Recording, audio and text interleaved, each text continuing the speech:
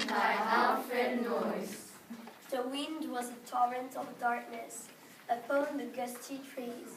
The moon was a ghostly guidon, tossed upon cloudy seas. The road was a ribbon of moonlight, looping the purple moor, and the highwayman came riding. The highwayman came riding up to the old inn door. He'd a French cocked hat on his forehead, and a bunch of lace at his chin. With a coat of claret velvet and breeches of fine skin. They fitted with never a wrinkle. His boots went up to his thigh. He rode with a jeweled twinkle, his rapier hilt a twinkle, his pistol butts a twinkle, under the jeweled sky. Over the cobbles he clattered and clashed in the dark tin yard. He tapped his whip on the shutters, but all was locked and barred. He whistled a tune to the window, but who should be standing there but the landlord's black-eyed daughter, Bess, the landlord's daughter, plaiting a dark red love knot into her long black hair. Dark and dark, all the moon. The stable winked, creaked. Where Tim the ostler listened, his face was white and peeled. His eyes were hollow with malice, his hair like moldy hay. But he loved the landlord's daughter, the landlord's black-eyed daughter. Dumb as a dog, he listened and he heard the robber say, "One kiss, my brother, sweetheart. I'm after a prize tonight, but I shall be back with a yellow boat before the morning light. Let it depress me sharply and hide me Thursday. Then look for me by moonlight, watch for me by moonlight. I come to thee by moonlight, the house of me." He stood upright in his stirrups. He scarce could reach her hand, but she loosened her head in the casement. His face burned like a brand. But as a sweet black waves of perfume came tumbling o'er his breast, then he kissed her wet in the moonlight. Oh, sweet black waves in the moonlight. Then he tugged at his reins in the moonlight and galloped toward the west. He did not come at the dawning, he did not come at the noon, and out of the tiny sunset, before the rise of the moon, when the road was a gypsy ribbon over the purple wool, the redcoat came marching, marching, marching. King George came marching up to the wooden door. They said no word to the landlord. They drank his ale instead, but they gagged his daughter and bound her to the roof of a narrow bed. Two of them knelt at the casement with muskets by their sides. There was death at every window, and hell at one window.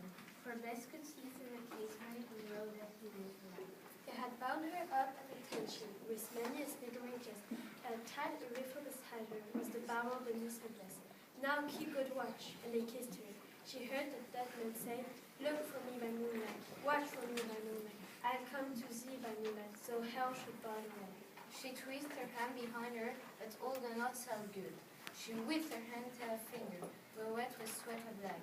They stretched and strained in the darkness, and the hours cooled by like years, till, on the stroke of midnight, cold on the stroke of midnight, the tip of one finger touched it. The trigger at least was hers. The tip of her finger touched it. She struck no more for the less. Up she stood, up at the tension of the barrel beneath her legs. She will not risk her healing, she will not try again. For the road lay bare in the moonlight, blank and bare in the moonlight, and the blood in her veins in the moonlight fought to her love's flame. Clot, clot, clot, had they heard it? The horses' hooves ringing clear. Clot, clot, in the distance, were they deaf, that they did not hear? Down the ribbon of moonlight, over the brow of the hill, the highwayman came riding, riding, riding. The highwayman came riding up to the old window. Clot, clot in the frosty silence, clot, clot in the echoing night. Nearer it came and nearer. Her face was like a light. Her eyes grew wide for a moment, and she took one last deep breath. Then her finger moved in the moonlight. Her musket shattered the moonlight, shattered her breast in the moonlight, and warned him with her death. He turned, he spurred to the west. He did not know who stood. He did not know who stood. Bowed her head over the casement, drenched in her own red blood. Not till Donny heard it. Her face grew great to hear how Bess, the landlord's daughter, the landlord's black-eyed daughter, had watched for her love in the moonlight and warned him of her death. Back he spurred like a madman, freaking across to the sky, with the white wolf smoking behind him and his rapier pointed high.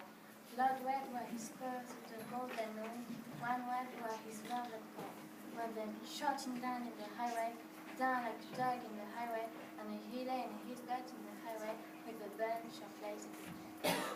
And still on a winter's night, they say, when the wind is in the trees, when the moon is a ghostly guardian, tossed upon cloudy seas, when the road is a gypsy's ribbon, looping the purple moor, the highwayman comes riding, riding, riding. The highwayman comes riding up to the organ door.